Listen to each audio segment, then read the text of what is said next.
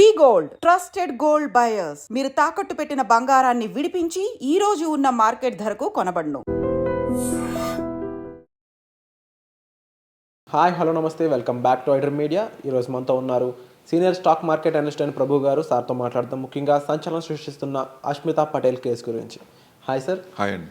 Sir, కొన్ని అంటే మార్కెట్లో కాస్త నెగిటివిటీ క్రియేట్ చేసే విధంగా తయారవుతుంటాయి కొన్ని స్టోరీస్ అనేవి.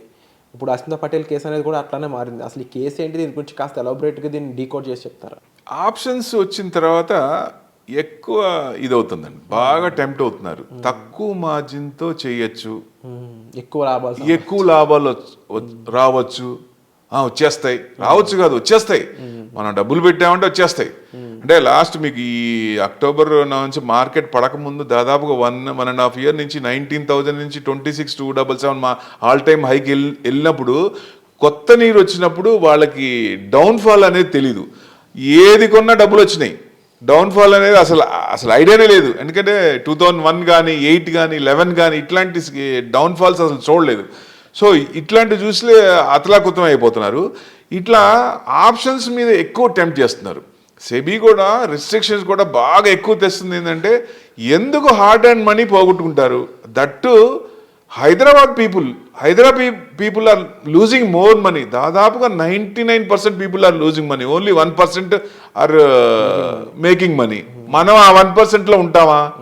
ఎందుకంటే ఈరోజు 500 వస్తాయి, ఇంకో రోజు 1000 వస్తాయి, తర్వాత 3000 పోతాయి. క్యాపిటల్ ఎరోజన్ అవుతుంది. ఎందుకంటే ఆప్షన్స్లో ఎంత రిస్క్ ఉందంటే అంత ఏమవుతుందో చెప్పలేం కదా.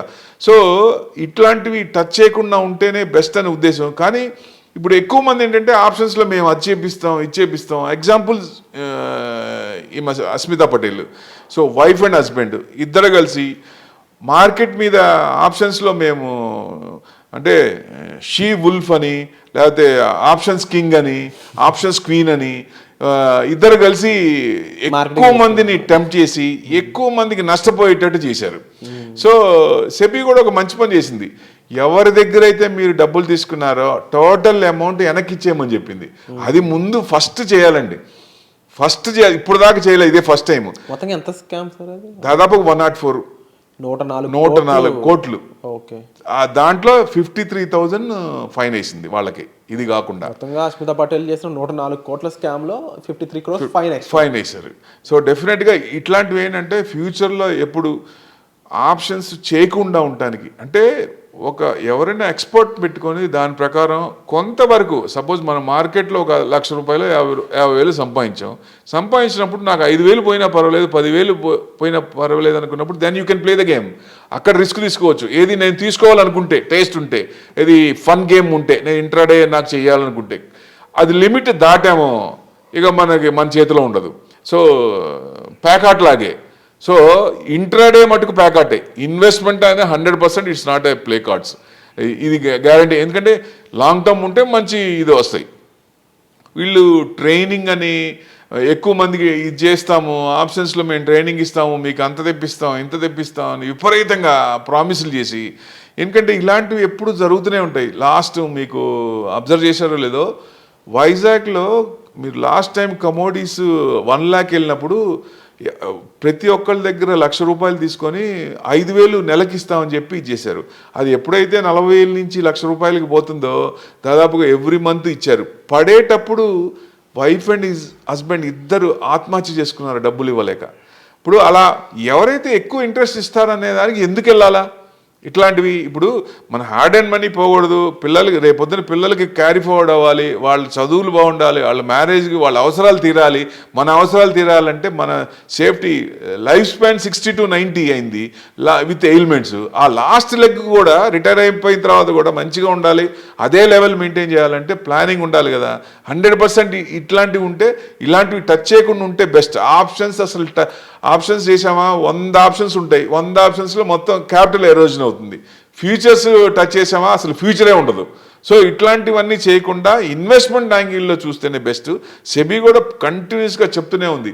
కానీ ఇక్కడ ఒక చిన్న కిటుకుందండి. సెబీ చెప్పడానికి చెప్తోంది, కొత్త ఆప్షన్స్ మళ్ళీ తీసుకొస్తుంది. వన్ సైడ్ నుంచి ఏమో టెంప్ట్ చేస్తున్నారు, ఒక సైడ్ నుంచి ఏమో వద్దంటున్నారు. అసలు options monthly options Nifty, bank Nifty చాలు ఇంకేమొద్దు. అంతకుముందు చాలా ఉండేవి కదా, అవన్నీ కొంచెం ఆపారు. ఇంకా కొంచెం రిస్ట్రిక్షన్ తెచ్చి ఎక్కువ ఇదవ్వకుండా ఇట్లాంటి వాళ్ళు బయటకు వచ్చి మేము అది చేస్తాం ఇది చేస్తాం మీకు అంత తెప్పిస్తాం అని చెప్పి ఎక్కువ ఇట్లాంటి వాళ్ళు రాకుండా ఉండాలంటే సెబీ ఇంకా కొంచెం ఎక్కువ ప్రికాషన్స్ వచ్చి జనాలు సొమ్ము పోకుండా మార్కెట్లో ఇదవ్వాలంటే మంచి ఇంకా రిస్ట్రిక్షన్స్ రావాలి. ఇట్లాంటి పనిష్మెంట్స్ కూడా ఎక్కువ చేయాలండి. ఎందుకంటే ఎక్కువ వాళ్ళ కష్టంతో వచ్చిన సొమ్ము అది, ఆ అమౌంట్ పోకుండా ఉండాలంటే ఇట్లాంటివన్నీ రిస్ట్రిక్ట్ చేస్తే మంచిదని ఉద్దేశం. True sir. అండ్ ముఖ్యంగా ఈ అష్మితా పటేల్ ఈ కేసులో చూసుకున్నట్లయితే వీళ్ళు హెవీ అంటే మార్కెటింగ్ చేసుకున్నారని చాలా క్లియర్గా తెలుస్తూ ఉంది. అంటే ముఖ్యంగా ట్రేడింగ్ అనేదాన్ని జనాలకు తీసుకెళ్ళడానికి, ట్రేడింగ్లో ఇంత ప్రాఫిట్స్ ఉండదని చెప్పడానికి కూడా ఆ లెక్కలైతే రియల్గా కనిపించాయి అనేది అందరి పాయింట్. మరి అలా కనిపించినప్పుడు మార్కెట్ పడుతుంది అనేది కూడా రియాలిటీయే కదా, ఎందుకు అర్థం చేసుకోలేకపోయారు? అంటే ఒకసారి హ్యూమన్ టెండెన్సీ, హ్యూమన్ సైకాలజీ అది. అంటే మార్కెట్ పెడుతున్నప్పుడు కాల్ ఆప్షన్ తీసుకోవచ్చు, మార్కెట్ మళ్ళీ రివర్స్ అయినప్పుడు పుట్ ఆప్షన్ తీసుకోవచ్చు, లేకపోతే కాల్ షార్ట్ చేసుకోవచ్చు, ఇట్లాంటివన్నీ ఉంటాయి కదా. ఎందుకంటే ఎండ్ పాయింట్ స్టార్టింగ్ పాయింట్ ఎవరు చెప్పలేరండి. ఇక్కడి నుంచి మనం ఎంటర్ అవ్వాలి, లేకపోతే అక్కడి నుంచి మనం ఎగ్జిట్ అవ్వాలి ఆప్షన్స్లో అనేది చాలా కష్టం, విపరీతం. ఆ టెన్షన్స్ కూడా ఇప్పుడు ఏదో 5,000 10,000 రిస్క్ అంటే ఇట్స్ ఓకే. కొంతమంది లక్షలతో ఇది చేస్తారు, లాట్స్ కూడా ఎక్కువ చేస్తారు. దానివల్లే ఆ మెంటల్ టెన్షన్, హెల్త్ కూడా ఖరాబ్ అవుద్ది. అట్లాంటివి కాకుండా ఉండాలంటే డెఫినెట్గా టచ్ చేయకపోవటమే బెస్ట్. ఇప్పుడు వీళ్ళు ఏం చేశారంటే 6 కంపెనీస్ కోట్ చేసి 6 కంపెనీ నుంచి ఒకే కంపెనీ నుంచి కాకుండా డిఫరెంట్ వాటిలో నుంచి చేసి ఎక్కువ మందిని టెంప్ట్ చేసి ఎక్కువ మంది లాస్ చేశారనే ఉద్దేశం సెబీకి కంప్లైంట్ వెళ్ళింది. అందుకే వాళ్ళని ఫుల్గా పనిష్మెంట్ చేశారనే ఉద్దేశం. సో ఈ 6 కంపెనీలన్నీ బ్లాక్ చేశారు. ఫ్యూచర్లో కూడా ఎవరైనా సరే ఆప్షన్స్లో మేము ఇంత తెప్పిస్తాం అంత తెప్పిస్తాం అన్నప్పుడు అటు సైడ్ చూడకుండా, యూట్యూబ్ ఛానల్లో చాలా వస్తుంటాయి, మీ హార్డ్ అండ్ మనీ ఇన్వెస్ట్మెంట్ చేయండి, ట్రేడ్ చేయబాకండి. ఎందుకు ట్రేడ్ చేయాలా? సెబీ చెప్తుంది కదా చెయ్యొద్దు మర్రు అని చెప్తున్నప్పుడు వాళ్ళు ఎన్ని ఆప్షన్స్ పెట్టినా మనం టచ్ చేయకుండా ఉంటే వాళ్ళు కొత్త ఆప్షన్స్ తెస్తారా? తయారు కదా. మనం ఎప్పుడైతే టెస్ట్ చేస్తున్నామో వాళ్ళు ఆటోమేటిక్గా ఇంకా ఇది చేస్తారు. వాళ్ళకు కూడా ఇప్పుడు ఎన్ఎస్సి కూడా కంపెనీ కదా, అది కూడా ఎస్టీటీ కానీ ట్యాక్స్లని రావాలి కదా. రావాలనుకున్నప్పుడు జనాలు ఎలా ఆలోచిస్తున్నారో దాని ప్రకారం ముందుంటారు కాబట్టి వాళ్ళది తప్పు లేదనుకోవచ్చు ఒక రకంగా. మన మైండ్ సెట్ మార్చుకుంటే బెస్ట్. మార్కెట్ని ఏ యాంగిల్లో చూడాలి, ఏ యాంగిల్లో చూడకూడదు అనేది మనం ముందు తెలుసుకుంటే బెస్ట్ అండి. 100% సేఫ్గా ఉంటాం. True sir. అండ్ తప్పకుండా మీ సొంత తెలివితేటలు ఉపయోగించే ముందు ఒక ప్రొఫెషనల్ హెల్ప్ తీసుకోవడం కూడా చాలా నెసరీ అని చెప్పేసి ఇలాంటి విషయాలు తెలుస్తూ ఉంటుందండి. సోషల్ మీడియాలో చూసో లేకపోతే యాడ్స్ చూసో పెట్టేదానికంటే కూడా ఒక సర్టిఫైడ్ పీపుల్ని కానీ లేదంటే సీనియర్ స్టాక్ పర్సన్స్ని కానీ రీచ్ అయ్యి వాళ్ళతో మాట్లాడి మీరు డెసిషన్ తీసుకునే ముందు కూడా మరొక్కసారి ఆలోచించి జాగ్రత్తగా ఏదైనా చేసే ఇన్వెస్ట్మెంట్ అనేది మీకు ఎప్పటికైనా కాస్త సేఫ్టీగా ఉంటుంది. అంతే తప్ప అన్నెసరీగా ఇన్వెస్ట్ చేస్తే మాత్రం నష్టపోవాల్సిన పరిస్థితి అయితే వస్తుంది.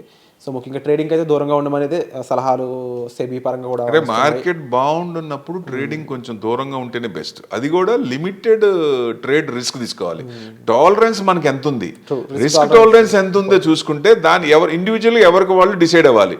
నేను ఇంతవరకు అయితే భరించగలను, ఇంతకు మించి నేను ఎక్కువ రిస్క్ తీసుకోను అనుకున్నప్పుడు అంతవరకు ప్లే చేయొచ్చు, బట్ అంతకు మించి చేయకూడదని నా ఉద్దేశం. True sir.